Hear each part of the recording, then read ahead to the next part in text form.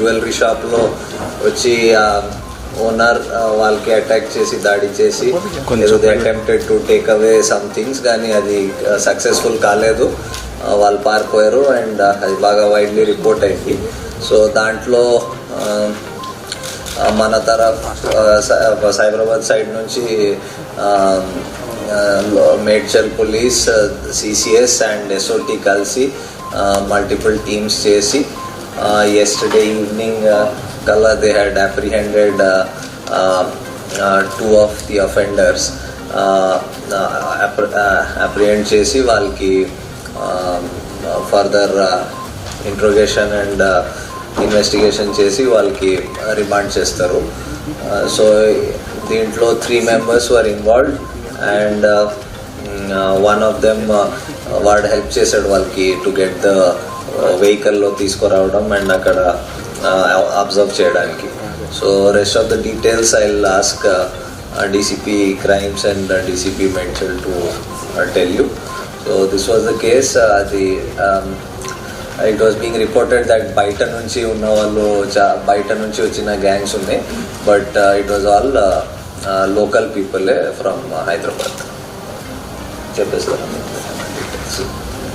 వాళ్ళందరూ అలర్ట్ కావడం, అతను కూడా చోర్ అని ఆ ఓనర్ మొత్తుకోవడం తోటి అలర్ట్ అయ్యేసరికి వీళ్ళు కూడా పారిపోవడం జరిగింది. ఇమీడియట్ గా మనకి ఇన్ఫర్మేషన్ రావడంతో వితిన్ 10 to 15 minutes మన టీమ్స్ అన్ని కూడా పోలీస్ స్టేషన్ పక్కనే ఉండటము, అక్కడ ఉన్నటువంటి క్రైమ్స్, SOT అందరూ కూడా ఇమీడియట్ గా టీమ్స్ ఫామ్ చేసుకొని దాదాపు 200 CC cameras entry exit points identify చేయడం. మనం చూస్తున్న ప్రాసెస్లో బైక్ ఆ పక్కనే దగ్గరలో నియరెస్ట్ ప్లేస్లో ఒక 1 kilometer దూరంలో దాన్ని పడేసిపోవడం, దాని తర్వాత దాన్ని బైక్ని చూసినప్పుడు దాని నెంబరు అందరూ ట్రేస్ చేయడం, ఇమీడియట్గా RTA యాప్లో పోయి ఆ ఓనర్స్ పర్టికులర్ చూసుకుంటే అది మన OU ఉస్మానియా యూనివర్సిటీ పరిధిలో ఉన్నటువంటి అప్సిగూడ ఏరియాలో అది ఒక 4 days బ్యాకే స్టోలెన్ అయింది. ఇమీడియట్గా ఆ ఓనర్స్ని కన్సల్ట్ చేసి అక్కడి నుంచి కూడా మన CC ఫుటేజ్ కలెక్ట్ చేసి దాని రూట్ అంతా కూడా OUPS నుంచి అప్ టు చాదర్ఘడ్, మీర్చౌక్, చార్మినార్ వరకు కూడా దాదాపు అన్ని టీమ్స్ ఫాలోఅప్ చేసి అక్కడ రీసెంట్గా వీళ్ళు చాదర్ఘడ్లో అయినటువంటి రాబరీలో కూడా ఇన్వాల్వ్ కావడము, అప్పటికే మన వాళ్ళందరూ కూడా జైల్ రిలీజ్ పర్సన్ తీసుకోవడము, వాళ్ళ యొక్క ఇంటరాక్షన్ రిపోర్ట్స్ స్టడీ చేయడము, ఎక్కడైతే CC ఫుటేజ్ క్లారిటీ వచ్చిందో అక్కడ ఈ పర్సన్ చాదర్ఘడ్లో ఇన్వాల్వ్ అయిన పర్సన్ ఐడెంటిఫై చేసుకొని ఇమీడియట్గా IRలో ఉన్నట్టు నెంబర్స్ ఆధారంగా మనం A1ని అజీజ్ కొటాడియా అని మనం ఐడెంటిఫై చేసి పట్టుకోవడం జరిగింది ఫస్ట్ ఇనిషియల్గా. తర్వాత సెకండ్ పర్సన్ సోహెల్ని పట్టుకోవడం జరిగింది. ఈ సోహెల్, నజీమ్ ఇద్దరు కూడా జైల్లో వాళ్ళు పరిచయం అయ్యారు.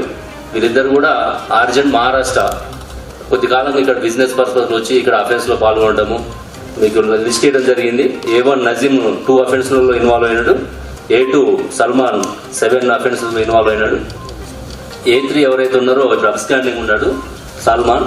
ఇతన్ని వాళ్ళు ఏం చేశారంటే చాలా జాగ్రత్తగా వాళ్ళకి క్రైమ్ నాలెడ్జ్ ఉండబట్టి వాళ్ళ బైక్ని ముందే తెచ్చి ఆడ పెట్టడం, మనకి CC ఫుటేజ్ ఎంట్రీ ఎగ్జిట్ దొరకలేదు చాలాసేపు కూడా.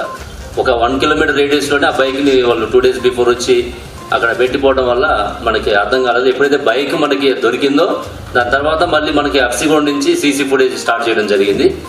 వాళ్ళు ఆటోలో వచ్చారు. A3 పర్సన్ ఎవరైతే ఉన్నారో సల్మాన్, ఇతను ఆటోలో అక్కడ నుంచి వాళ్ళ నాంపల్లి ఆ ఏరియా నుంచి తీసుకొని వచ్చి అక్కడ దిగి అక్కడ బుర్కా ధరించి ఆ బ్యాగ్ నుంచి తీసుకొని అక్కడ వాళ్ళు ఎక్స్పోజ్ కాకుండా చేయడం జరిగింది. ఈ అఫెన్స్కి ముందు కూడా వాళ్ళు 3-4 times అక్కడ రెక్కీ చేయడం జరిగింది.